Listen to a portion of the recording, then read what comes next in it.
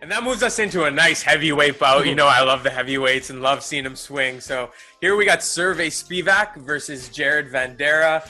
I think we're pretty high on Spivak here. He comes in on an 11-2 record. His two losses are very credible. You know, he lost to Tybura and Walt Harris, who we've seen climb the ranks rapidly. He has had a couple nice wins since then. He beat Tuivasa. Most recently, he beat Carlos Felipe in decision.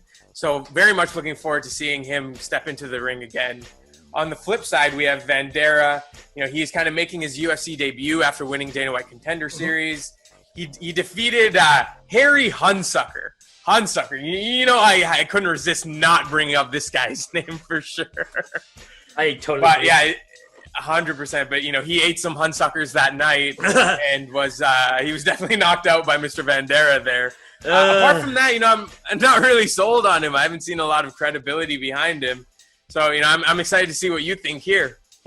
So, let's actually start with Vanderaa a little bit.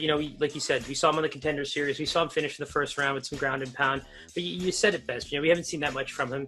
From an athletic perspective, I do get the vibe that he's very much of an old school heavyweight. We don't see a lot of the athletic movement, but the technical skill is there.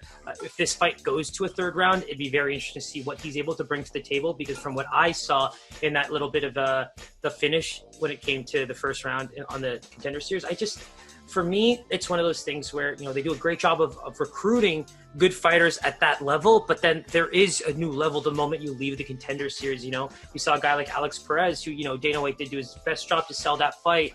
But, I almost thought Brandon Moreno deserved that shot over Alex Perez. The previous time, right? Agreed. So it's in this case, I'm kind of finding that these guys are learning a little bit the hard way. Because I think Spivak's a hungry fighter, and that's why I want to spend a bit of time on him, right? You said it best.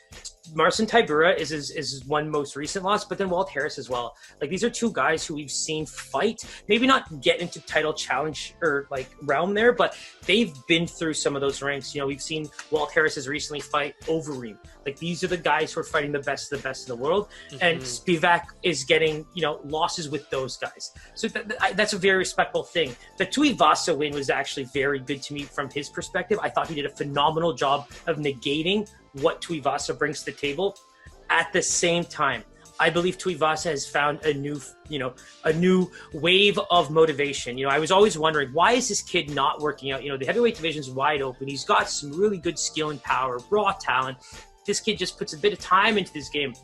He could be better. And that fight very specifically was one where I just thought he didn't give it his all, and I remember right up against the fence, Spivak ties up that triangle, the arm triangle choke, and it was a very easy win. I hate to say that about Tuivasa, but it was. And so going to the Felipe fight, Felipe is a bit of a talker, right? He's the kind of guy that does a lot of the beaking in the octagon. He's the guy that smiles at punches that seem to hurt him. And Spivak just kind of really took it to him in that all-around MMA type of way. I think that Spivak brings a lot to the table when it comes to the ground game and being able to avoid submissions. And his striking for a heavyweight is really good. He's so athletic. And that is where I kind of just put him well above Vanderaa. The athleticism, there's no real size difference. He's going to have the really good hands. He's going to have the all-around game. And obviously the just sheer UFC experience tells me Spivak has to be an absolute massive favorite. Yeah, and looking at this matchup, these lines, I kind of had the same conclusion. It does seem to be a bit of a mismatch.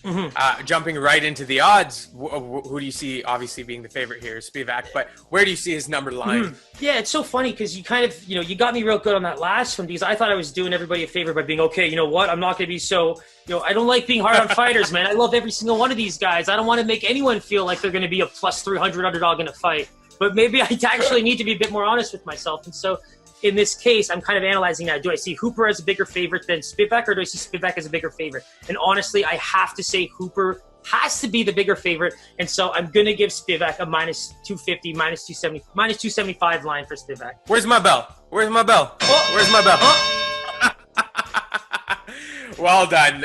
Your initial instinct was, right on the money. He did open around a -230, -240 favorite, so that's kind of right on the money, and I don't see a scenario where we don't take Spivak here. Yeah, and that's where even with Pies, I've kind of been discussing where we want to watch a bit more tape over the course of the week, because we've been really good with locking in some fights really early. But let's give a quick talk to, we brought up Parisian. That was a guy who really did kind of not do what we expected in that heavyweight division. And so the way Pies used to criticize, the female fighters for being so unpredictable, unfortunately, I'm seeing the same thing at heavyweight now. And that's where, like, for me, I think I actually need a little bit more tape to be able to make a final call on, say, a guy like Vanderaa. But Spivak is so skilled that I think I've made my judgment on him. But let's see if a Parker Porter type of situation might be able to happen with Vanderaa. You know what I mean? Absolutely. So stay tuned for that one. All of our picks are going to be locked in on Instagram, on Twitter. We'll be making sure to post all our plays, including the entire fight night card, all of our picks. As always, hit that subscribe button, hit that bell. Anything else you want to plug, Siraj? Honestly, guys, this is probably gonna be my favorite card in a very, very long time, and so I'm gonna try my absolute best with Paisan to get as much content rolling out as we can for this week.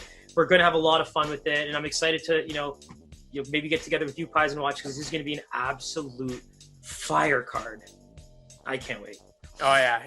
I can't wait either. It was a be pleasure, good. Siraj. Love As talking always, to you, man. You too, my boy. Maybe I'll be back in my Edward Snowden dungeon soon, but till then, peace out, y'all. Later.